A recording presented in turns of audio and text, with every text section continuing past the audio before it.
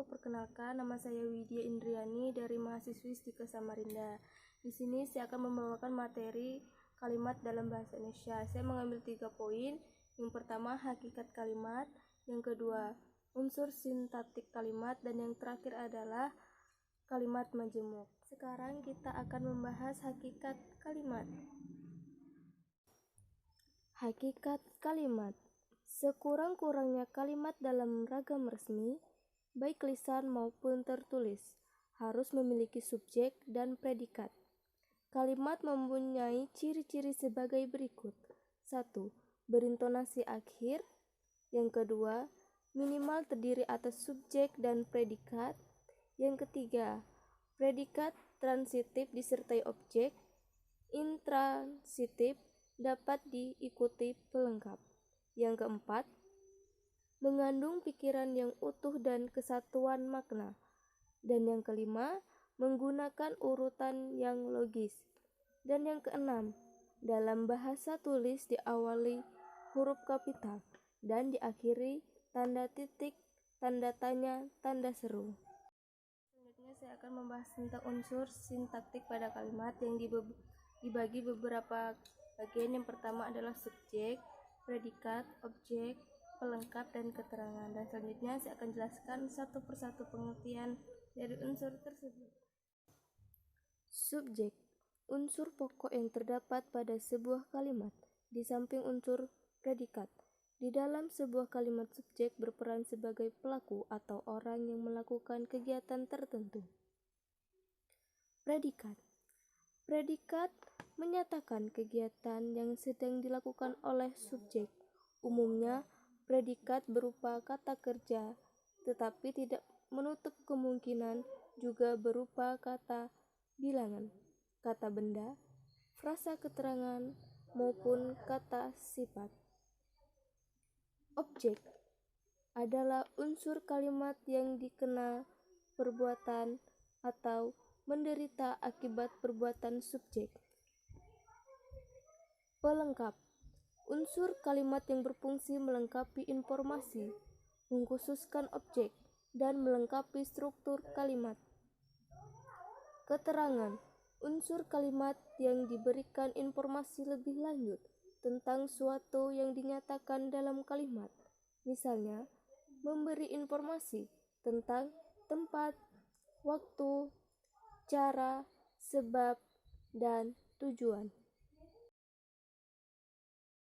Di sini ada beberapa contoh kalimat yang mengandung unsur sintaksis.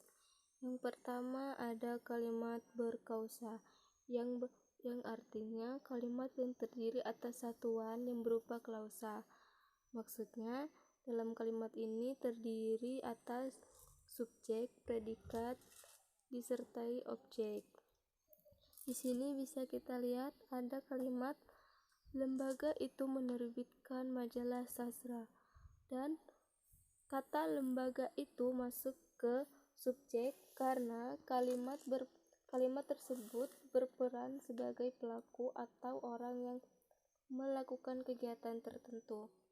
Selanjutnya ada kalimat menerbitkan majalah, dan itu masuk ke unsur predikat karena kalimat tersebut masuk kegiatan yang sedang dilakukan oleh subjek, dan kata sastra masuk ke unsur objek karena itu menderita akibat perbuatan subjek atau timbal baliknya dari yang telah dilakukan dari subjek. Selanjutnya ada kalimat berpredikat nomina yang artinya adalah kalimat yang predikat terdiri atas nomina termasuk pronominal atau frasa. Di sini ada contoh kalimat laki-laki itu pencurinya. Dan di sini hanya ada 2 unsur sintaksis, yaitu hanya ada subjek dan predikat. Selanjutnya ada kalimat berpredikat verba yang artinya kalimat predikatnya berupa kata kerja, verba, atau frasa verbal. Di sini ada kata atau kalimat Mira menulis surat kepada kakaknya. Dan kalimat atau kata Mira masuk ke subjek karena dia adalah orang yang berperan atau pelakunya, dan penulis masuk ke keterangan unsur predikat, dan untuk surat dia masuk ke objek. Dan di sini kalimat kepada kakaknya masuk ke keterangan karena dia memberikan informasi. Selanjutnya ada kalimat verba intransitif, yaitu kalimat yang tidak membutuhkan objek atau pelengkap. Dan bisa kita lihat di sini tidak ada unsur sintaksis yang menyatakan ada pelengkap. Di sini hanya ada subjek, predikat, dan keterangan, yaitu dengan kalimat orang itu berlari dengan kencang. Selanjutnya kalimat verba ekatransitif, yang artinya kalimat ini berdiri atas 3 unsur inti, yaitu subjek, predikat, objek. Dan ini ada kalimat polisi sedang mengejar tersangka. Selanjutnya ada kalimat verba semitransif, yang artinya kalimat ini terdiri atas subjek, predikat, dan pelengkap. Dan dengan kalimat Dina kehilangan tasnya, dan kata Dina masuk ke subjek karena ini adalah pelaku atau orang atau nama orang, dan kata kehilangan masuk ke predikat, dan tas masuk ke unsur pelengkap. Dan yang terakhir ada kalimat berpredikat adjektiva, yang artinya kalimat yang predikatnya berupa sifat adjektiva atau frasa adjektival. Di sini kita bisa lihat unsurnya hanya ada 2, yaitu subjek dan predikat, dengan kalimat adiknya sakit. Yang terakhir kita akan membahas tentang kalimat majemuk, macam-macam majemuk, pengertian majemuk. Sekarang ikuti video saya. Kalimat majemuk adalah kalimat-kalimat yang mengandung 2 pola kalimat atau lebih.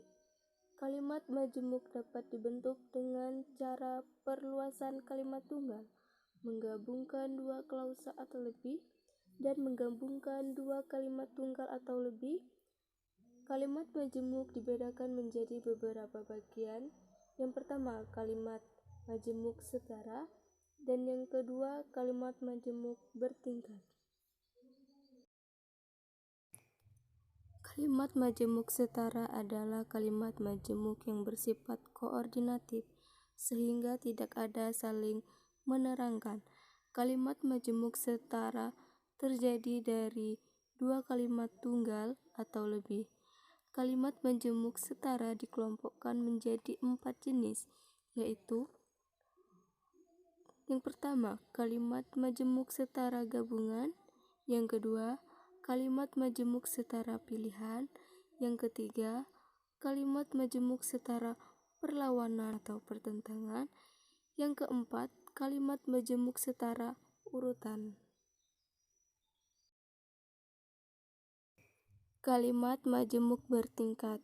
Kalimat majemuk yang terdiri atas perluasan kalimat tunggal. Bagian kalimat yang diperluas sehingga membentuk kalimat baru yang disebut anak kalimat. Anak kalimat ditandai dengan penggunaan kata penghubung, dan apabila diletakkan mendahului induk kalimat, maka dipisah dengan tanda koma. Sedangkan kalimat asal, yaitu bagian yang tidak mengalami perubahan, disebut induk kalimat. Berdasarkan fungsinya. Menurut fungsinya, jenis kalimat dapat dirinci menjadi kalimat pernyataan, kalimat pertanyaan, kalimat perintah, dan kalimat seruan. Semua jenis kalimat itu dapat disajikan dalam bentuk positif dan negatif. Dalam bahasa lisan, intonasi yang khas menjelaskan kapan kita berhadapan dengan salah satu jenis itu. Dalam bahasa tulisan, perbedaannya dijelaskan oleh bermacam-macam tanda baca. Sekian video saya dari materi kalimat dalam bahasa Indonesia. Semoga bermanfaat bagi orang-orang di luar sana. Saya akhiri, wassalamualaikum warahmatullahi wabarakatuh.